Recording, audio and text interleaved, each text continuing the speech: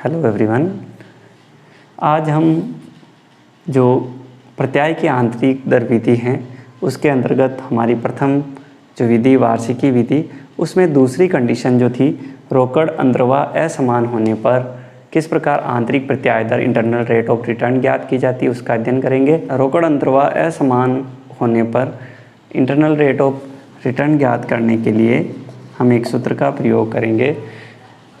वो सूत्र R equal to LDR plus residue of LDR divided by residue of LDR minus residue of HDR कोष्टक HDR minus LDR। इस सूत्र का प्रयोग करते हुए हम जो है इंटरनल रेट ऑफ रिटर्न ज्ञात करेंगे। यहाँ पर हम एक प्रश्न लेते हैं।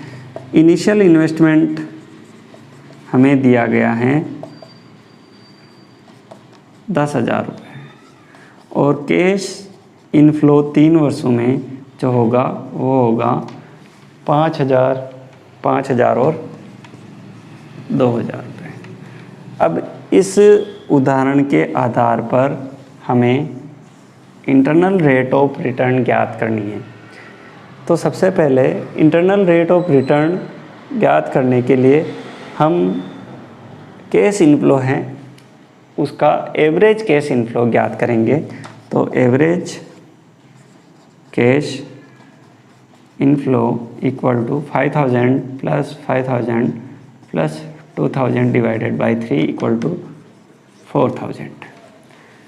इस प्रकार हमारे पास 4 आ गया और 4,000 है। इस 4,000 को जो हमारा इनिशियल इन्वेस्टमेंट है ये 10,000, इसको डिवाइड करेंगे 10,000 बटे हुए 4,000 इक्वल टू 2.5।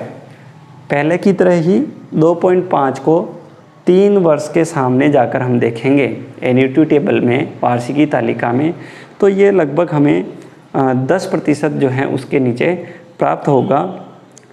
तो अब हमारे वास्तविक दर की गणना करने के लिए जो 10% एवं 12% की जो दर हैं उस पर हम रोकड़ अंतर्वाहों का बट्टा करेंगे।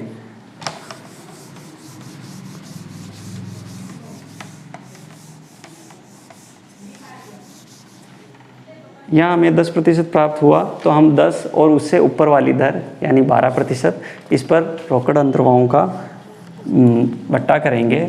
10% रेट जब हो रेट ऑफ रिटर्न तो प्रेजेंट उसकी वैल्यू, प्रोजेक्ट की वैल्यू क्या होगी। सबसे पहले जो हमारा फर्स्ट ईयर था उसमें अंतर्वाह था 5,000, दूसरे वर्ष में भी 5,000 और तीसरे वर्ष में 2,000। तो हमारा जो प्रेजेंट वैल्यू ऑफ ₹1 है उससे इसको मल्टीप्लाई करेंगे एट द रेट ऑफ 10%। 10% पर प्रेजेंट वैल्यू के लिए हम वार्षिकी तालिका का प्रयोग करेंगे। तो ₹1 का 10% की दर पर प्रथम वर्ष में जो मूल्य होगा 0.909, दूसरे वर्ष में जो मूल्य होगा वो होगा 0.826 और तीसरे वर्ष में मूल्य होगा 0.751।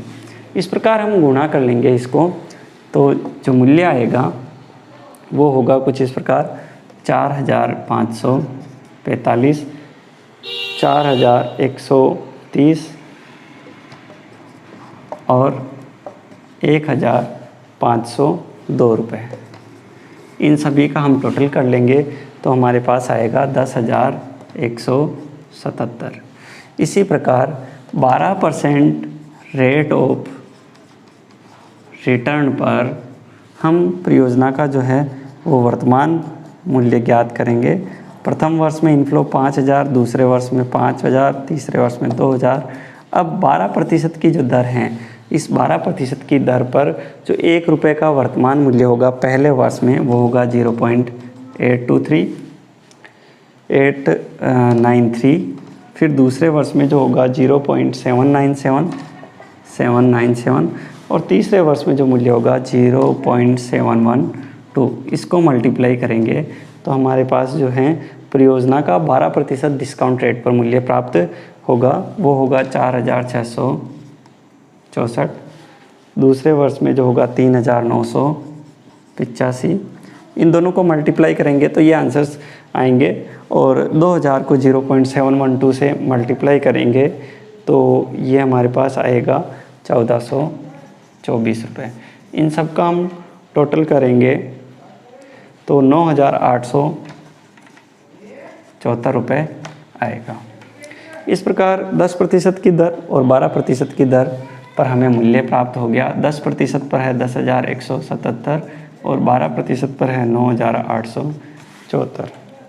अब हम इंटरनल रेट ऑफ रिटर्न ज्ञात करने के लिए जो पहले सूत्र जिसका हमने वर्णन किया था उसका प्रयोग करते हुए परियोजना का जो है मूल्यांकन करेंगे। वास्तविक दर की गणना के लिए जो R equal to LDR plus residue of LDR divided by residue of LDR minus residue of HDR कोष्टक HDR माइनस LDR। अब सबसे पहले तो है लोअर डिस्काउंट रेट। वो क्या थी हमारी लोअर डिस्काउंट रेट? वो थी 10 plus residue of LDR। Residue of LDR जो हमने ज्ञात किया था 10,177 और वो परियोजना का वर्तमान मूल्य था 10,000। इसका मतलब रेजिड्यू ऑफ LDR होगा 10,177 माइनस 10,000 यानी 177 divided by residue of LDR 177 minus residue of HDR यानी 9,874 माइनस 10,000 वो आएगा माइनस 126 और HDR 12 माइनस LDR 10। तो इस प्रकार हम इसको सोल्व करेंगे। 177 plus 126 into 10 plus 354 divided by 303 equal to 10 plus 1.17 equal to 11.17%। तो परियोजना की आंतरिक प्रत्याय दर जो होगी वो होगी 11.17%। इस प्रकार हम किसी भी परियोजना की जब रोकड़ अंतर्वाह असमान हो तो जो है इंटरनल रेट ऑफ रिटर्न ज्ञात कर सकते हैं।